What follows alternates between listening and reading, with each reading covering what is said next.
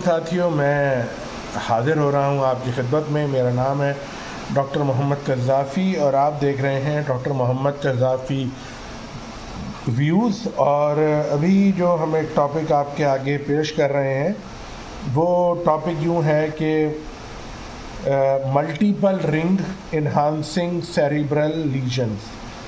Please हमारी videos को like कीजिए, सब्सक्राइब कीजिए और शेयर कीजिए आपस में। ये जो टॉपिक है multiple ring enhancing cerebral lesions, इसमें मैं एक एग्जाम्पलरी पेशेंट जो हमने ट्रीट किया था उसको लूँगा और फिर आपके आगे इसको एक छोटी सी इंफॉर्मेटिव लेक्चर की सूरत में पेश कर दूँगा ताकि आप भी इसमें इस्तिफ़ादा हासिल कर सकें उर्दू ज़बान में, अच्छा, या हिंदी ज़बान में। अच्छा, तो ये 44 साला एक ख़ातून हैं जो कि हमारे पास आईं और उन्होंने बताया कि उनको तकरीबन पिछले 2 महीने से जो है राइट ईयर में दर्द हो रहा है और उनको हेडेक भी है, डिजीनेस भी है। उनको जो है ना क्या कहते हैं, कभी कभी सुबह को उठने में बहुत तकलीफ़ होती है, मतलब एक तकलीफ़ तो मुराद कि एक्टिव होने में, सुबह के काम परफॉर्म करने में उनको काफ़ी दिक्कत पेश आती है और वो इतना पॉजिटिवली मतलब ये कि वो नहीं कर पाती हैं जितना वो मतलब ये कि एक्टिवली वो करना चाहती हैं, उतना ज़्यादा उनका मतलब ये कि वो खुद सेटिस्फाई नहीं है अपने तमाम मतलब के सिलसिले से। चले, तो क्या हुआ? अच्छा, ऐसी सूरत हाल में जो पेशेंट्स होते हैं तो उनको हमने सुनना भी होता है। अच्छा, दूसरा ये पेशेंट जो थी वो अफ्रीकन ओरिजिन की थी और ना यानी सूडान से थी और ना ये इन्होंने कहा कि मैं स्मोकिंग भी करती हूँ ऑन एंड ऑफ। अच्छा, दूसरा जो पेशेंट है इनको तकरीबन न 1 हफ़्ते से इनको एंटीबायोटिक हमारे यहाँ प्राइमरी हेल्थ केयर वालों ने न जो क्लिनिक है उन्होंने दी थी ओटाइटिस मीडिया के हवाले से, और उन्होंने फिर न ENT को रेफ़र किया, ENT ने हमें भी रेफ़र कर दिया। ENT वालों ने भी अपने हिसाब से एंटीबायोटिक स्टार्ट की हुई थी। अच्छा, जब हमने पेशेंट को देखा तो हमें ऐसा लगा कि इसका CT स्कैन करना चाहिए। हमने CT स्कैन किया, फिर उनका MRI किया। तो MRI पे हमने देखा कि जो CT स्कैन और MRI पे, लेकिन मैं आपको MRI एक्सप्लेन करता हूँ, पहले जो मैं CT स्कैन बता देता हूँ। CT स्कैन में हमने देखा कि there is a multiple lesions in the brain which is suggestive for the may be multiple lesion or you can say ring मतलब कि एनासिस्टिक lesions in the occipital area, in the cerebellar area bilaterally. फिर हमने इनका MRI किया। MRI पे हमें जो है हमने इनका कंट्रास्ट के साथ MRI किया क्योंकि हमें मल्टीपल लीजन्स और एडिमा के साइन मिले थे CT स्कैन पर। तो हमने जो देखा कि MRI में T288 इमेज पर MRI showing there is a right occipital cystic lesion with surrounding edema and there is also edema in the contralateral occipital lobe, and these lesions exhibit a small amount of mass effect on adjacent parenchymal structures and there is on the cortical area there the sulci are effacement of sulci or we can say loss of sulcation we can say। ये मैंने इसलिए English में बताया कि ये इम्तिहान में इस तरह से अगर आप बताएंगे तो आपकी जो क्या कहते हैं जो एक्सप्लेनेशन है वो थोड़ी सी बेहतर काउंट होगी। अब कंट्रास्ट MRI आपको दिखाया जाता है तो उसमें हम इस तरह से बोलेंगे, the contrast infused image reveal multiple lesion, a large lesion in the cerebral vermis and 2 other lesion in the right parieto occipital region. Each lesion has similar characteristics, include a well-formed enhancing capsule surrounding a cystic center and a developmental venous anomaly is present in the left frontal lobe। तो ये सारा का सारा इस तरह से मतलब कि हम थोड़ा सा अपनी ज़बान में भी बात कर लेते हैं कि ये जो लीजन्स थे ये बायलैटरल थे और MRI पे कॉन्ट्रास्ट पर इन्हांस कर रहे थे, सिस्टिक थे और फ्लूइड लेवल भी मिल रहा था इसमें। तो ये क्या कहते हैं ना, इस तरह के जो लीजन्स होते हैं या मल्टीपल रिंग इन्हांसिंग लीजन्स होते हैं, उनको कैसे एक्सप्लेन करते हो मैंने बताया आपको। ये दोनों ब्रेन के ऑक्सीपिटल एरियाज में भी थे, दोनों ब्रेन के सेरिबेलर एरियाज में भी थे। तो ना इस वजह से हमने आपके आगे प्रेजेंट किया। अब ये जो पेशेंट होता है इस तरह से, अगर अब ये जो भी आपको हमने इन्फॉर्मेशन दी, तो आपके जहन में क्या आएगा, क्या हिस्ट्री हो सकती है। देखिए इम्पॉर्टेंट बात ये है कि ये जो रिस्क फैक्टर्स हैं इसमें, ये सेरिब्रल एक्सिस फॉर्मेशन है, मल्टीपल है। ये या तो सेरिब्रल जो एक्सिस है मल्टीपल सिस्टिक एरिया में, या फिर ये मेटास्टेसिस है, या फिर ये मेटास्टेसिस है और ये भी मल्टीपल है। और तो हमें इस वक्त मतलब ये कि दोनों तरह की हिस्ट्री लेने की ज़रूरत है। अगर इन्फेक्शन की तरफ देखने जाएंगे तो हमें इन्फेक्शन से रिलेटेड हिस्ट्री लेने की ज़रूरत है कि आपका कान में इन्फेक्शन रहा है, साइनोसाइटिस का इन्फेक्शन है, सीने का नमोनिया का इन्फेक्शन है, कोई टीबी तो नहीं रही है आपको, टीबी का इन्फेक्शन तो नहीं रहा आपको। ये वो सवालात हैं जो आप करेंगे उससे इन्फेक्शन के मसले को डील करने के लिए। देखेंगे कि डायबिटीज़ है कि नहीं है, इम्यून सिस्टम कैसा है उनका। साथ ही साथ जब लेकिन आपने ये मल्टीपल जो रिंग इन्हांसिंग लीजन होते हैं सिर्फ एब्सेस में तो नहीं होते ना, सिर्फ ट्यूबरकुलोसिस में तो नहीं होते हैं, यानी बैक्टीरियल एब्सेस में या ट्यूबरकुलोमा टीबी में तो नहीं होते। सिर्फ ये metastatic abscess, metastatic tumour abscess भी हो सकते हैं और मेटास्टेटिक ट्यूमर के सिस्टिक लीजन भी हो सकते हैं। तो ये दोनों चीज़ें। अब मेटास्टेटिक ट्यूमर लीजन थे तो आपने क्या कहा, आपने कहा भैया आपका कोई छाती का कोई ट्यूमर तो नहीं है, पहले आपने चेक कराया। आप उसके साथ साथ ना हिस्ट्री का आप एग्जामिनेशन में कहेंगे कि भाई आपका CT कर लें, हम ना चेस्ट का एब्डोमेन का CT कर लें, पेल्विस का CT कर लें, उसमें मालूमात इकट्ठी कर लें। तो ये तमाम चीज़ें जो होती हैं हमें मदद देती हैं कि ना वो है। और साथ ही साथ हमें ये पता चले कि भाई रात को आपको मतलब कि और सवाल आप पूछेंगे, भाई रात में आपको ना पसीने तो नहीं आते, कमज़ोरी तो महसूस नहीं करती, खांसी तो आपको नहीं है, आप इंट्रावेनस ड्रग तो कोई ऐसी नहीं जो आपने पहले ली हो या लेती रही हो, human immune deficiency virus HIV वगैरह का तो इशू नहीं है, पल्मोनरी एबनॉर्मलिटीज़ तो नहीं है। तमाम सवालात आपने ऐसे मरीज़ के साथ करने हैं और आपने जवाब भी देने हैं।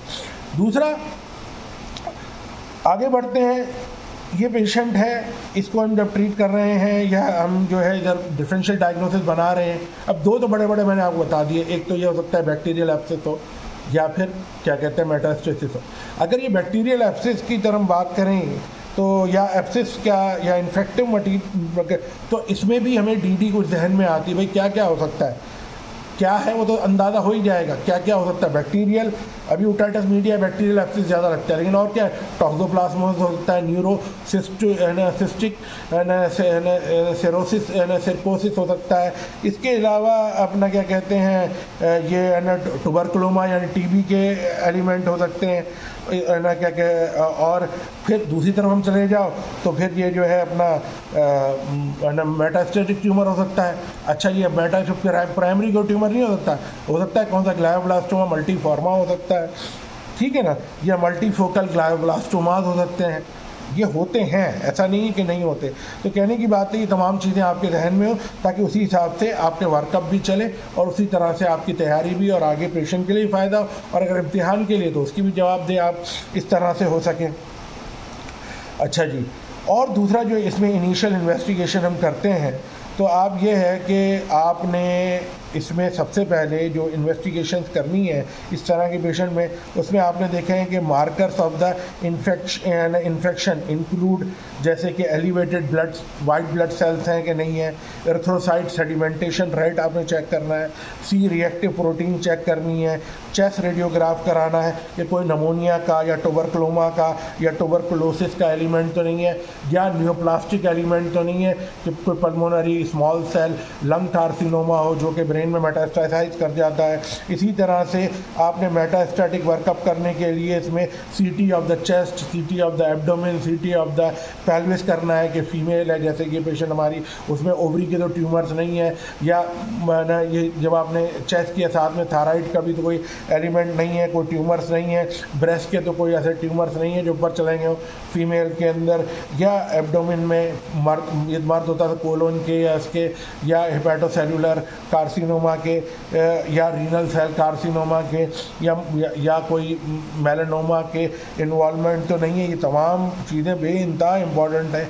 ग्राम स्टेन करेंगे, ब्लड एंड यूरिन कल्चर करेंगे, और हेमाटोजीनस ओरिजिन के लिए भी एब्सेस के उसमें भी आपने ख़ास तौर पे ये आपने सीरम एंटी टॉक्सोप्लाज्मा टाइटर करेंगे। इसके अलावा आप जो है radiograph of the arm and leg कर लें कि कोई सबक्यूटेनियस या मस्क्यूलर कैल्सिफिकेशन तो नहीं है, जो कि सिस्टिक सर्कोसिस जो होता है वो न्यूरोसिस्टिक सर्कोसिस में कन्वर्ट हो गया हो। इसके अलावा आप ये देखेंगे टीनियम सोलियम के लिए आप वेस्टर्न बोल्ट क्या कहते हैं टेस्ट करेंगे कि कोई डायरेक्ट टीनियम सोलियम एंटीजन तो नहीं हो गया है। आप इसके अलावा इलेक्ट्रोकार्डियोग्राम करेंगे ताकि कोई कार्डिक रिदम पता चले, एबनॉर्मल अल्ट्रासाउंड तो नहीं है कि एंडोकार्डाइटिस का एलिमेंट तो नहीं है जिसकी वजह से वो शावरिंग हो रही हो, क्या कहते हैं इन्फेक्टिव एम्बोलाई की फ्रॉम द इन्फेक्टिव एंडोकार्डाइटिस।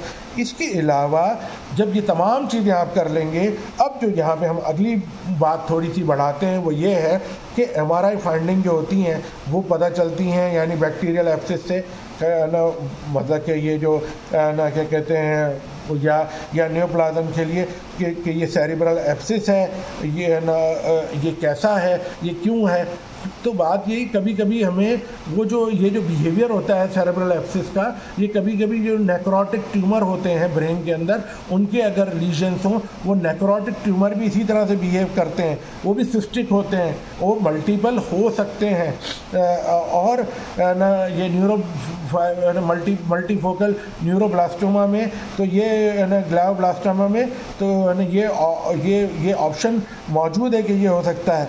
तो इसके ये तमाम चीज़ें आपने करनी है। MRI में आपने तमाम जो डिफ्यूजन वेटेड इमेज या परफ्यूजन वेटेड इमेज देखना है, तो उसमें ख़ास तौर पे आपको पता चलेगा कि कौन सा एरिया वेस्कुलर है, कौन सा नहीं है, कैसा है। अच्छा, ये सेरेब्रल एब्सेस जो होते हैं ये ख़ास तौर पर डिफ्यूजन वेटेड इमेज पर बहुत ही क्लियर समझ में आते हैं, और ये ट्यूमर जो होते हैं क्या कहते हैं जो सिस्टिक ट्यूमर होते हैं वो डिफ्यूजन वेटेड इमेज पर इतना ज़्यादा नहीं बताते। तो डिफ्यूजन वेटेड इमेज आपको सेरेब्रल एब्सेस में बेइंतहा MRI का जो डिफ्यूजन वेटेड इमेज है वो बहुत ज़्यादा इधर इम्पॉर्टेंट रोल प्ले करता है, जबकि ट्यूमर में या सिस्टिक मेटास्टेसिस में इसका डिफ्यूजन वेटेड इमेज आपको इतना ज़्यादा वो उसमें एक्सप्लेन नहीं करेगा जितना इसमें वो करता है, रिस्ट्रिक्ट करता है अच्छा डिफ्यूजन को। अच्छा, दूसरा ये बता दूं कि आपको जो हिस्टोलॉजिकल स्टेजेस होती हैं बैक्टीरियल एब्सेस की वो कितनी होती हैं, आपके जहन में हो ये मुख्तलिफ स्टेज, ऐसा तो नहीं बैक्टीरियल के बिल्कुल आप आखिरी स्टेज में ही देख रहे हैं, कोई पहले स्टेज में होगा कोई लीजन, कोई दूसरे स्टेज में होगा, कोई तीसरे स्टेज में होगा, कोई चौथे स्टेज में होगा, तो स्टेज वाइज भी हमें देखना पड़ता है। तो मैं आपके आगे पेश करता हूँ कि ये 4 हिस्टोलॉजिकल स्टेजेस होते हैं सेरिब्रल एब्सेस के, जो इसमें अर्ली सपोर्टिव सेरेब्राइटिस जो कहलाता है वो पहला स्टेज है, वो 1 से 2 दिन तक मुहित होता है। और है ना ये किस तरह से कि इसमें आपको हिस्टोलॉजिकली एंडोथीलियल सेल्स मिलेंगे, पेरीवेस्कुलर न्यूट्रोफिल्स मिलेंगे उनकी इन्फिल्ट्रेशन की वजह से। CT फाइंडिंग में आपको एरिया ऑफ हाइपोडेंसिटी मिलेगा जो कि आपको पैची इन्हांसमेंट भी शो कर सकता है उस पर क्या कहते हैं कंट्रास्ट पर। अच्छा, दूसरा जो है वो जो दूसरा स्टेज है वो लेट सपोरेटिव है। जो पहला स्टेज था वो अर्ली सपोरेटिव सेरेब्राइटिस था, ये लेट सपोरेटिव सेरेब्राइटिस है। जो पहला स्टेज था वो 1 से 2 दिनों में मुहित था। जो दूसरा जो है क्या कहते हैं लेट सपोरेटिव सेरेब्राइटिस जो है ये तकरीबन इसमें सेंट्रल नेक्रोसिस मिलती है आपको, और ये 3 से 7 दिन के दरमियान होता है। और ये साथ ही साथ एक जो एडजेसेंट फोकाई ऑफ नेक्रोसिस मिलेगा इसके अंदर और एनलार्जमेंट भी मिलेगी इसकी, और ये एक तरह से थिक वॉल बना लेते हैं। और ये जो हैं इसमें आपको इन्फिल्ट्रेट्स ऑफ द मैक्रोफेज मिलेंगे, लिम्फोसाइट्स मिलेंगे, प्लाज्मा सेल मिलेंगे। सीटी स्कैन फाइंडिंग इस स्टेज पर आपको बहुत ज़्यादा प्रोनाउंस सेंट्रल हाइपोडेंसिटी मिलेगी और थिक इन्हांसिंग रिंग लीजन मिलेगा, और उस रिंग के सराउंडेड फिर आपको हाइपोडेंसिटी मिलेगी। तो ये चीज़ इम्पॉर्टेंट है समझने के लिए। तीसरी स्टेज जो होती है वो कहलाती है अर्ली एनकैप्सुलेशन, जो कि 8वें दिन से लेकर 14वें दिन तक। पहला था 1 से 2 दिन, दूसरा है 3 से 7 दिन, और तीसरा है क्या कहते हैं 8 से 14 दिन, जिसे हम अर्ली कैप्सुलेशन कहते हैं। इस कैप्सुलेशन में न्यू वेस्कुलरिटी और यानी न्यू वेस्कुलर एंजियोजेनेसिस शुरू हो जाती है उस कैप्सूल के अराउंड में, जो कि वो लीजन है एब्सिस का, और फाइब्रोब्लास्ट इन्फिल्ट्रेशन हो चुकी होती है, कोलेजन क्या कहते हैं डिपोजिशन हो जाती है, और पेरी लीजनल एडीमा हो जाता है। सीटी फाइंडिंग पे आपको well developed central core with the thinner wall formed enhancing lesion मिलेगा। इसको आसान उर्दू में यूँ समझ लें, आसान कॉन्सेप्ट बनाने के लिए यूँ समझ लें कि ये जो है वेल डेवलप अच्छा सा एक सेंट्रल कोर होगा इसमें, और जो है ना एक थिन सी वॉल होगी जो कि इन्हांस कर रही होगी रिंग की, लेकिन उसके बाहर फिर हाइपोडेंस एरिया होगा जो कि एडिमा को शो कर रहा होगा।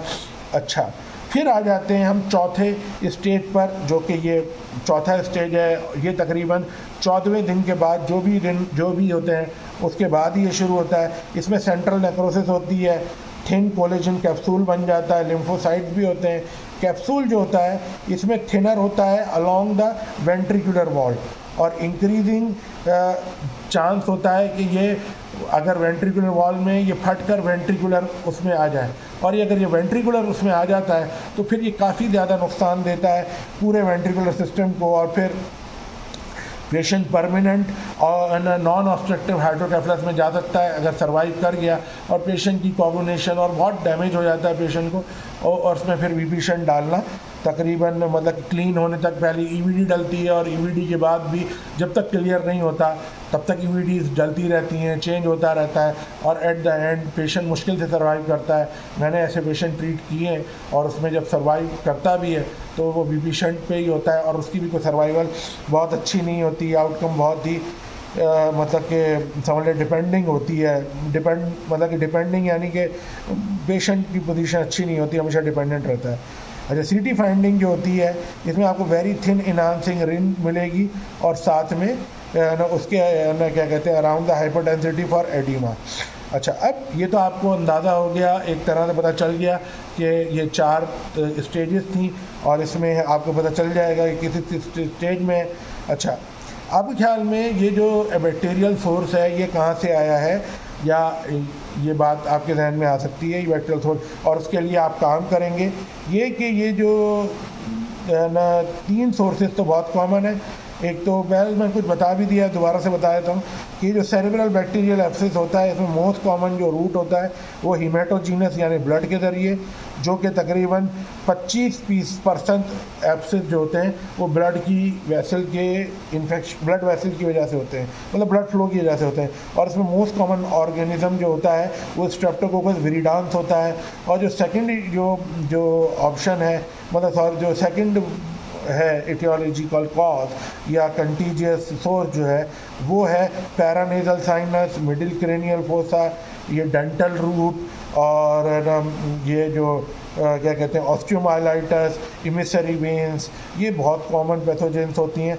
और इसमें भी स्ट्रेप्टोकोकस मिलियरी जाती है, और वो ये करती है, वो जो मैंने हीमेटोजेनस 25% बताया था वो स्ट्रेप्टोकोकस विरिडांस है।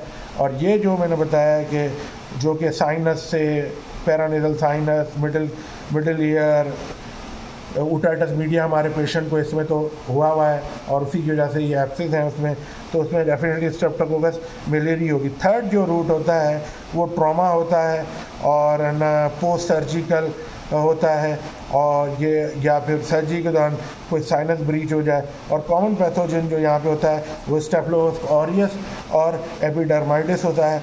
तो ये आपने याद रखना है और समझना है, और ये बहुत ही इम्पॉर्टेंट है। इसमें मैनेजमेंट में हम क्या तरीका इख्तियार कर सकते हैं? देखिए, इसमें एस्टियोटैक्टिक सबसे पहले तो बायोप्सी या सैंपल ले लें उधर का, और ये है ना कभी है ना कि ये कभी कभी नॉन डायग्नोस्टिक भी होता है, और मतलब कि बायोप्सी वो एक साथ साथ आप एक तरह से डिकम्प्रेस भी कर देते हैं उसे लीजन को। और इसके अलावा जो होता है इसमें आप क्या कहते हैं, बैक्टीरिया को समझते हुए आप उसमें थोड़ा सा इंजेक्ट भी कर सकते हैं उस लीजन के अंदर एंटीबायोटिक का डोज थोड़ा सा। तो ये भी ज़रूरी होता है। ये मतलब कि ये काफ़ी इन्वेसिव तरीक़ेकार है। दूसरा तरीक़ेकार जो हम लोग ज़्यादातर आजमाते हैं वो ये है कि हम जो है इसमें स्टीरॉयड थेरेपी भी देते हैं, सिम्प्टोमेटिक एंटीबायोटिक IV दे देते हैं, और ना उसमें ना कभी कभी जो है हमें होल ब्रेन रेडियोथेरेपी भी करनी पड़ती है, और ना ये रेडियो सर्जरी ना लीजन टू लीजन भी कर सकते हैं। मतलब एक लीजन टारगेट किया फिर दूसरा लीजन टारगेट किया, ये इस तरह भी कर सकते हैं। बहरहाल ये जो चीज़ मैंने आपके रखी थोड़ा था, ये टॉपिक आपको लगा होगा कि इतना ज़्यादा, लेकिन सर्जिकल के बड़ा लीजन को आप सर्जिकली रिमूव भी कर सकते हैं। बहरहाल अगर आपको हमारा टॉपिक पसंद आया हो तो हमें प्लीज़ लाइक कीजिए, सब्सक्राइब कीजिए, शेयर कीजिए और हमें सपोर्ट कीजिए।